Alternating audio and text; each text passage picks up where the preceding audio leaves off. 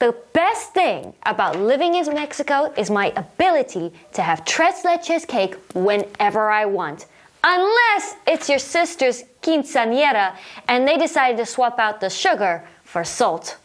Welcome back to the Next Gen Prophets podcast. I am your host, your mentor, and big sister, Deborah Ann Dene Felthazen. And I want to talk to you a little bit about how your salty personality is exactly who God needs to change the world. We're getting started on talking about how we as Next Gen Prophets are called to influence and change the culture of the world around us. I don't know about you, but I'm sick and tired of looking outside my bedroom window and seeing darkness coming for my children.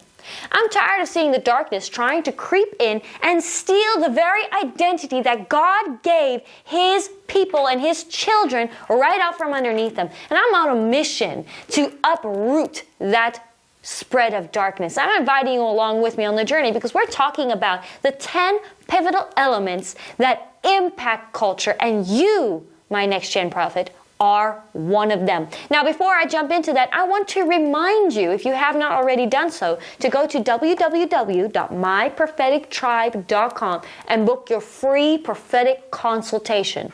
That's right, you heard me, a free prophetic consultation. I want to sit down with you, I want to get to know you, your name, and I want to help you chart out your prophetic process so that you can walk out your destiny and embrace the mandate that God has indeed placed on your life. And while you're there, make sure you check out our Next Gen Prophet Summit because I want to see you there. Now, to jump into our topic for today, I have a lot of very fun information and facts for you that I want to run down. But first, a little story time. So I am South African. I was born in Johannesburg, South Africa. I am the eldest of 4 children, specifically the eldest of 3 girls and 1 boy. Our youngest sister is Mexican. She was born in Rosarito, Mexico. And so for her 15th birthday, we decided to celebrate her Mexican heritage by throwing her a quinceañera birthday party. Now in Spanish, the word quince means 15. So it's a big deal here in Mexico. There's fancy dresses, tiaras, there's music, plenty of food, family from all over the world. And we wanted to make her feel special and like a princess. One of our friends decided to help contribute towards the party, she was going to buy the quinceañera cake. Now, like I said at the beginning of this podcast episode, Mexico's best cake that I've ever eaten is called tres leches. It is moist, it is full of goodness and sugar, whipped cream, fresh fruit. Oh, phenomenal. Next time you're in Mexico, give me a shout. I'm going to take you to get tres leches because you have not lived until you've tasted it. And so she said, I'm going to pay for the cake. For all of these people, for this great big party we're hosting, she went to our favorite restaurant and ordered a ginormous, beautiful tres leches cake. Everybody was salivating. We were waiting for the moment we would get to eat this dessert. We had people from all over the world come over, and this was their first time trying tres leches. We serve the cake out, and everybody takes one giant bite out of their tres leches cakes, only to spit it out right afterwards. Because somewhere along that baking process, someone had switched out the sugar for salt. And instead of having a beautiful, pleasant flavor, all we had was the overpowering flavor of salt with whipped cream. And let me tell you from firsthand experience, it is not pleasant. Now, I'm not just sharing this story with you just because, first of all, it was utterly hilarious trying to explain to our international people how this was not the national delicacy they were promised. No, I want to explain this to you because the power of salt. The scripture tells us in Matthew chapter 5, verse 13 through 16, it says, "You are the salt of the earth, but if salt loses its flavor, how shall it be seasoned? It is then good for nothing but to be thrown out and trampled underfoot by men. You are the light of the world, a city that is set on a hill that cannot be hidden. Nor do they light a lamp and put it under a basket, but on a lampstand, and it gives light to all who are in the house. Let your light so shine before men that they may see your good works and glorify your Father who is in heaven." As a next-gen prophet, As believers, we are called to transform society through our influence. And the very first pivotal element that is going to change the culture of this world around you comes through the innovation and technology. Now, in order to do that, you need to be able to tap into the spirit of creativity. You need to be able to innovate and bring new technologies to the table that begin to broaden the horizon of the minds of men. Because the scripture tells me the wisdom of God and the revelation of God confounds the wise. It confounds those who are smart, who are well studied. And I have a few examples that I want to share with you in a moment, but I want you to just take a moment to meditate on Matthew chapter 5, verses 13 through 16 here, and how God really words our influence in this world. At the end of this verse, in verse 16, it says, "Let your light so shine before men that they may see your good works and glorify your Father who is in heaven." When you look into the Hebrew and Greek here, they're talking about practical works, influence, not just our prayers, Next Gen Prophets. If you've been following us this long, then you have come to understand that your power is not just in your prayers. It is how you impact the world around you through your relationships, through your work ethic, through your business, through your practical hands-on works. Because God in heaven, He recognizes our heart. He looks into the heart of the matter. He knows who our character is. But the people of this world that we are called to reach and make disciples of, they're looking at the work of your hands. They're looking at the metrics that you are leaving behind. They're looking at your innovations and the technologies that you are creating that are going to leave lasting impact in this world. But here's the cool thing. You have one up on every other innovator and scientist and technological person out there.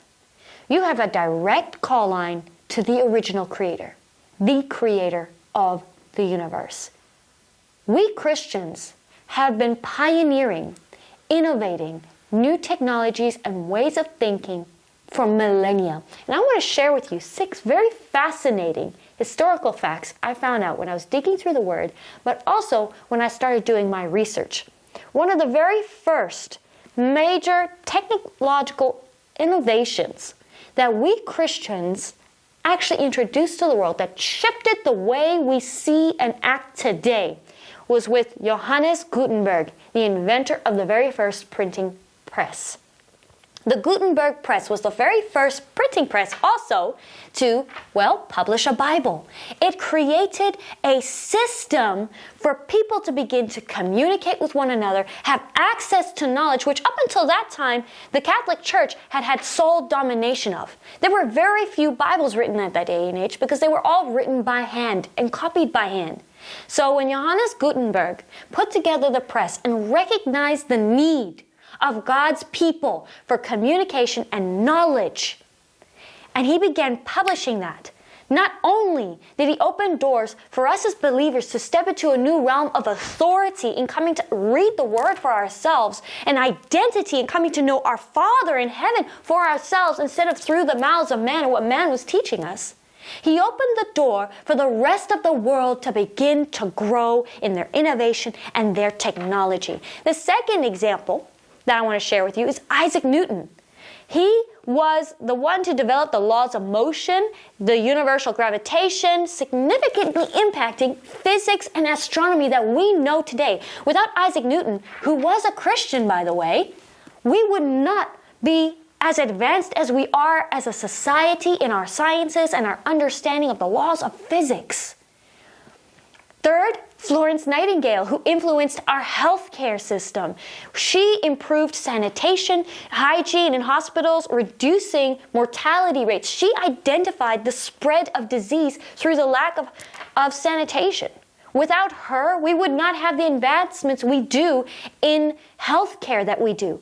Again, another Christian. She received wisdom and revelation from the Creator in how to take care. And actually, fun fact about the medical healthcare system, some of the very first hospitals, medics, and doctors, nurses, all of these guys were believers, were Christians, because they understood God's decree to love one another as you would love yourself, physically taking care of one another and seeing us grow. They looked at the miracles that God had done from all the way from Genesis all the way through to the New Testament. And they began to implement that same care that God had for his people on their brothers and their sisters, on their neighbors. And we began to see the shift in the medical systems. In our technology and social good, we have Matthew Sleeth, who was a former physician turned environmental advocate and Christian author. He was one of the first people to start pioneering all of the green movements that we see in today, of recycling and taking care and being good stewards of the earth. And again, fascinating enough, a lot of green stuff that we see in technological advancements and charities were started by Christians. Guys, again and again, God has been showing up throughout history.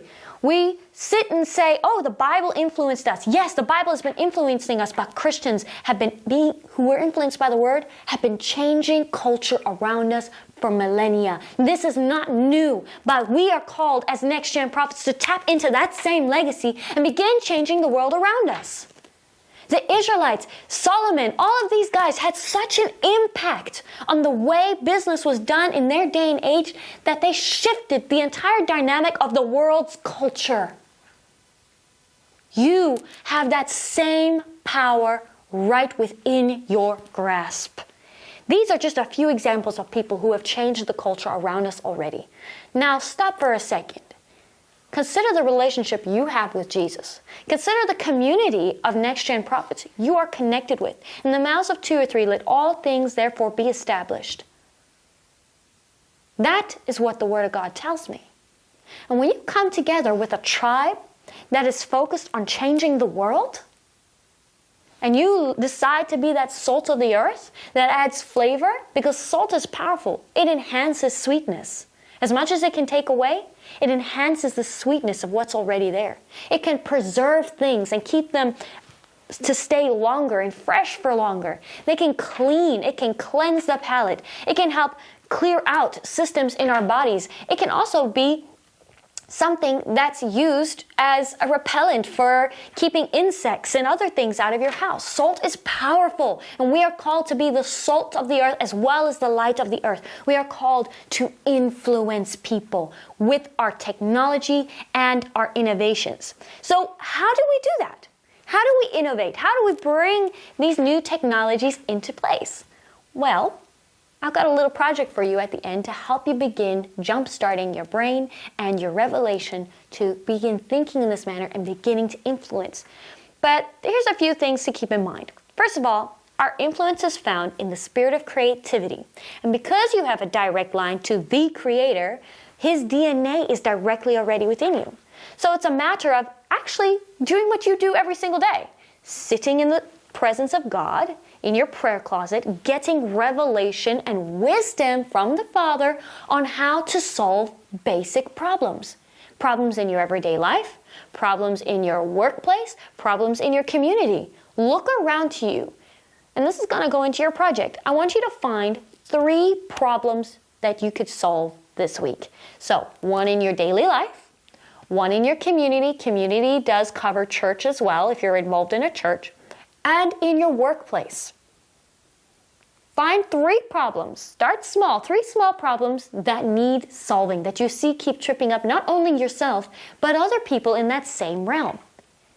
Then I want to ask you this next question. Does this problem require innovation or technology? The term innovate means to originate.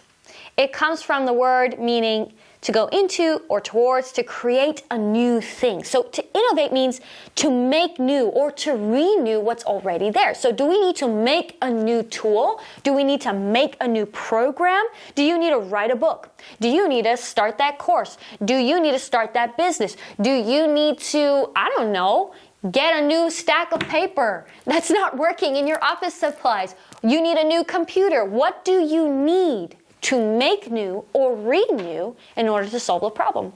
Or do you need technology? The technology is a way of finding or creating the tool that will make it happen. See, innovate is to find it, right? We're going to find it, we're going to make new, but then we actually have to get the substance to make it happen. This could mean a new way of doing things. Maybe you need a new way of packing the dishwasher. Maybe you have a new way of having those meetings. The meetings you've had so far haven't worked. The structure hasn't worked. So we need a new technology and a new way of doing that. Find the new program. Find a new system that is going to work. So, does your problem require innovation or does it need new technology? Finally, what tools do you have at your disposal to already solve the problem? And then, I want to ask you one last bonus question. What's stopping you from trying? There are some of you who are listening to this podcast and you're too afraid of making that tres leches way too salty. You know what? Try it. Maybe you make it salty.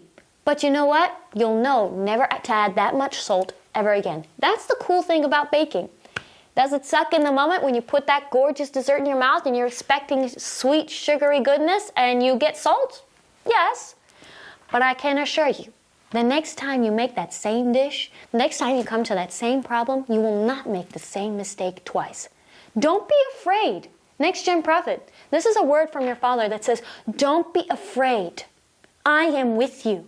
Step out. Try something new. Open the door so that my spirit of creativity can flow through you and I can give you the wisdom and revelation on how to solve the problem before you.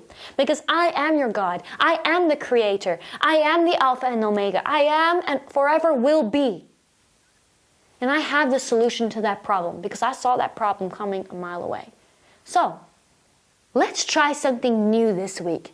And next week in our podcast, we're going to talk a little bit more about the next aspect of our culture. And I can't wait to share that with you. How are we going to change? How are we going to innovate culture? Well, let's jump in there when we get to talk about social movements and ideas and our worldview and decision making. This is your big sister signing out. Don't forget to register for the Next Gen Prophet Summit. I can't wait to see you there. Bye for now.